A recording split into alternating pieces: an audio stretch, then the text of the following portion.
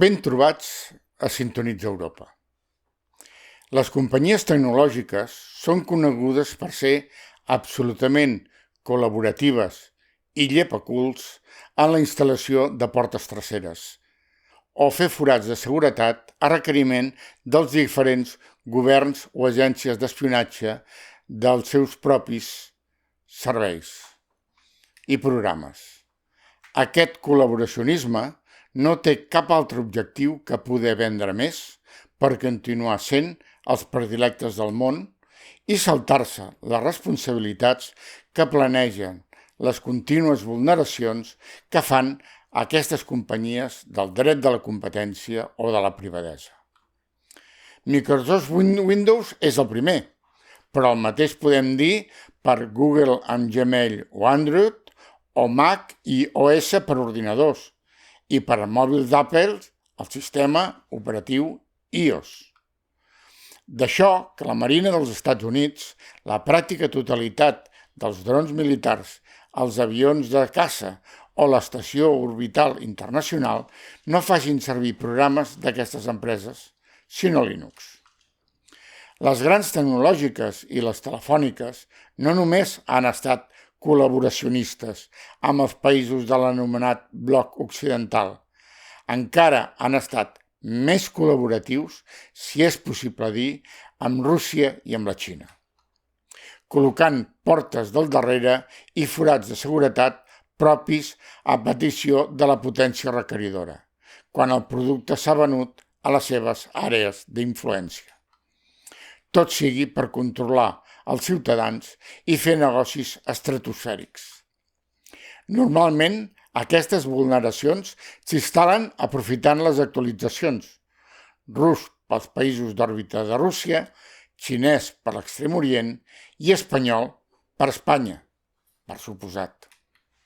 D'això que, després de les primeres anàlisis, cal advertir del risc que els ordinadors i els telèfons vinguts de l'estranger es connectin massivament a les xarxes de comunicacions de la Unió Europea.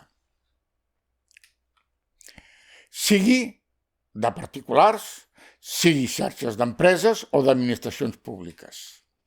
Només recordem que és de fàcil entrar en un sistema a través del Wi-Fi i, a més, si a més, plens de bona intenció, els donem al pobre refugiat la contrasenya dels nostres sistemes.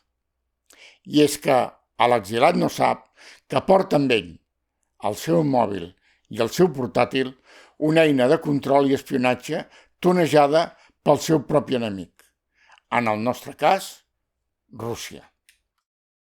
Aquest vídeo ve arran de començar-se a detectar des de fa 6 mesos una generació de malware i especialment amb malware molt agressiu que s'ha batejat amb el nom de Syzjoker. És un RAT, és a dir, un troià que es controla de forma remota, extremadament rar i perillós. Funciona a Windows, a Mac i a Linux, i els antivirus no el detecten, almenys de moment. I encara que molt possiblement s'hagi dissenyat a Rússia, directament no ve d'allà. Molt probablement s'instal·li per màquines i smartphones que accedeixen a les nostres xarxes. Però aquesta no és la darrera infecció. Diàriament s'estan rebent centenars d'atacs amb perillosíssim malware, tenint com a víctimes les empreses i administracions espanyoles i europees. Malware que, aquest sí, podem identificar com a fruit de la guerra d'Ucrània. I la situació pot empitjorar amb el drama de l'allau dels refugiats. Només per donar una dada, cada dia, durant més de 2 mesos, han arribat només a la ciutat de Barcelona més de 200 persones diàries. Els joves i els adults tot amb el mòbil i una bona part amb el portàtil. I a Espanya ja són comptabilitzats més de 200.000 oficials. Imaginem, per imaginar, un innocent malware que es cola a les xarxes que tenim a les nostres cases i institucions públiques, xarxes que també controlen una cosa tan anodina com els termostats.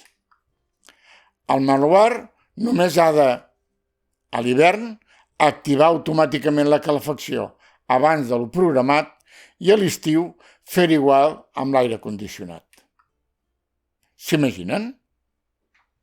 S'imaginen el perjudici a nivell d'estat que això suposa? On queden les lleis d'estalvi energètic que tots hem aprovat? Fins ara, els nostres telecos, ni tampoc Microsoft, Apple o Google, han posat a disposició dels diversos estats ni dels consumidors els parxes per resoldre els problemes que es poden derivar d'aquest èxode.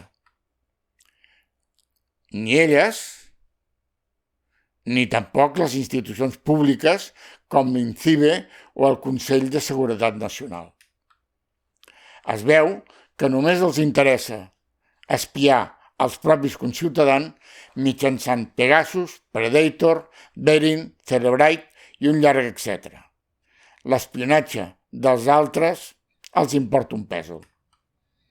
A Europa, molt malament, quan ets pretexte de barbaritats. Si el vídeo el consideres interessant, comparteix-lo i s'agrairà que et subscriguis al canal i activant la campaneta.